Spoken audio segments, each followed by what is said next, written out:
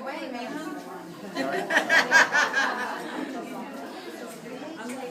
Don't leave. I have to. Hey, Herm. Oh, hi. How are you? I was just talking about you. See you. Oh my God. Hi. How are you? What's going on? You're leaving the place alone? Yeah, it's so funny because both principals are at our meeting. My assistant principal's at a meeting. Okay. And we're moving next week. That was, Yeah. Gotta write me out. Oh, you'll come out. There's no doubt. Can't wait to see can I have your attention, please?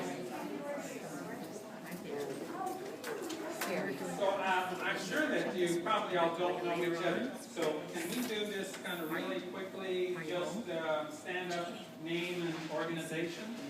Okay?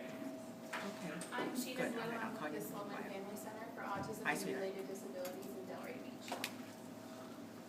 Michelle Rubin, Autism After 21. Cheryl Pearl, Autism After 21.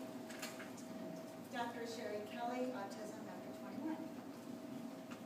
Maria Leslie, Autism After 21. Muriel and Timothy, FAU card. Nicholas Siegel, I'm for Reaching Potentials and Autism. Susan Wichonsky, I'm a parent. Wonderful. Jack Scott from FAU Center for Autism and Related Disabilities. Judy Steinlein, Scott's grandma.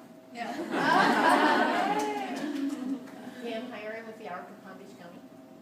Good morning, I'm Ann Levine, Eisenberg, Palm Beach School for Autism. From Fishline, Unicorn Village Academy, and my school strategies. Jean Baccarat, Reaching Potentials. Jackie Marins, Autism Speaks. Ryan Seidman, Center for Autism and Related Disabilities. Great. Murphy, Horston, Handicap, South Florida. Okay.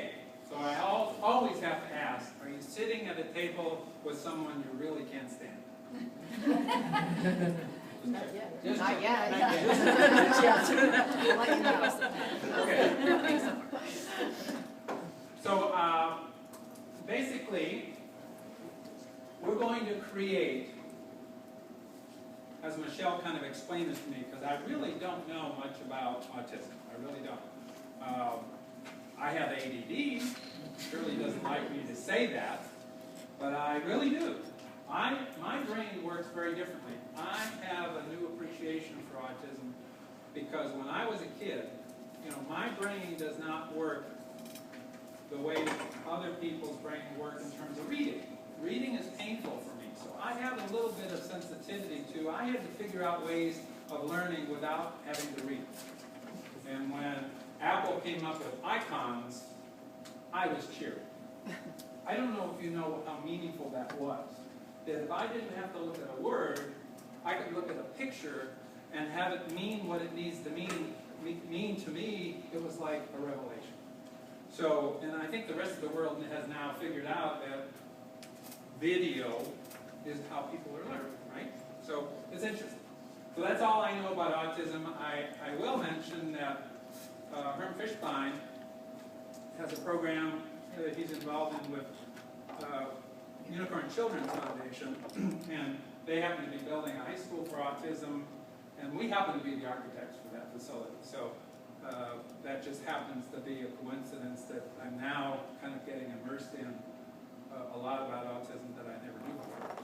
So what you're going to do is just go through this series of questions and process a vision for the continuum of care.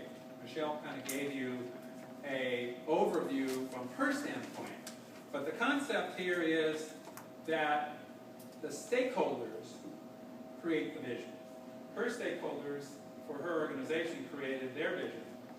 But I asked the question, all right, what about the larger community? So the more consensus there is about what this vision is, I have found the easier it is for you all to work kind of on the same path so that you can complement each other and things are making sense and you've had some sense of where are we going in the next 20 years with the continuum of care? That's the question. So you're going to actually figure that out for the world in the next hour. Okay? It's that easy. All right, so this is the way it works, and forgive me, I'm going to go through this really, really rapidly. So the overview is some rules, some expectations, what's working with autism continuum of care, what needs changing, what's not being said. We'll look at a vision, and maybe if we have time, we'll look at the most important category of the vision and have you understand that the important thing is to have a 3-year measurable goal for the category and a 12-month action plan. It's that simple. If every organization did just this basic stuff, you'd be on a very clear track. And then, of course, the whole question of accountability, meaning who's going to take this information and do something with it. So the rules are obvious. Everyone is equal. This is an idea spreading process. Share your passion. Listen for what's possible. Strengthen relationships. Build consensus. And be nice. Table responsibilities. This is for a larger. I do this for groups up to 100 people. So we need more structure when we have 100 people.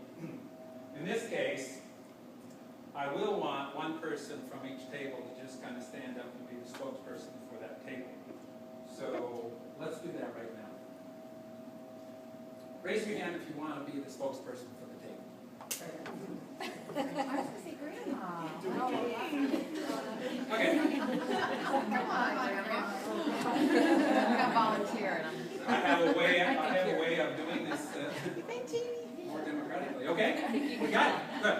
So just for the record, you know, the person closest to the other person that's the reporter spokesperson is the equalizer, making sure that everybody is contributing, right? Nobody dominates the conversation. And if you have a third person, captain fun. Okay, that means if the conversation gets a little heavy, you have my permission to lighten it up. I don't see the margaritas here, though. All right. The fun's coming in, but- So this is, envision you had 3 margaritas. Right? Okay. So this is how it works. I give you 3 minutes. This is really possible. 3 minutes to process the question. At the end of the 3 minutes, we'll go around each table, stand up, and you'll tell everybody what you just talked about.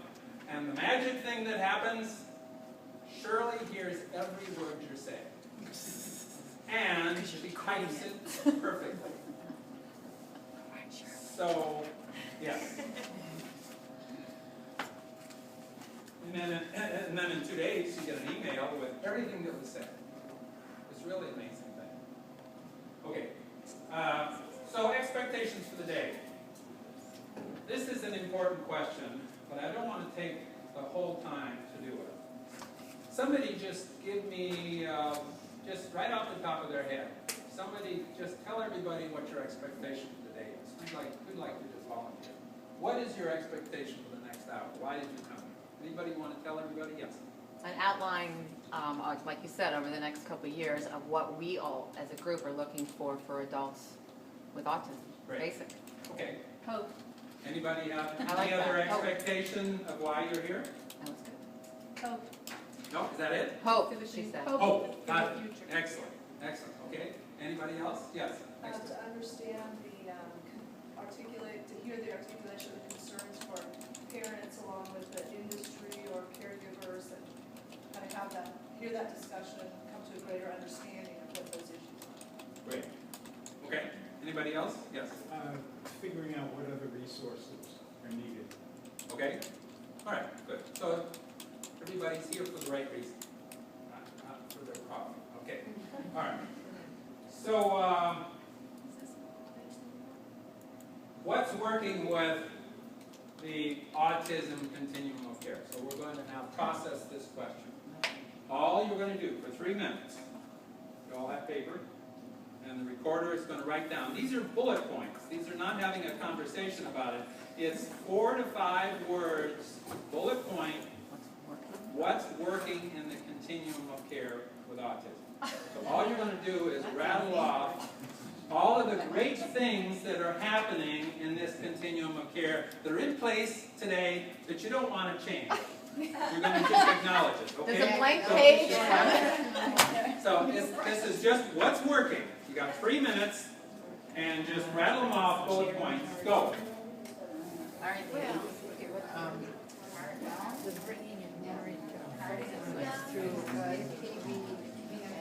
You mean autism awareness? Is that what you're saying? Yeah.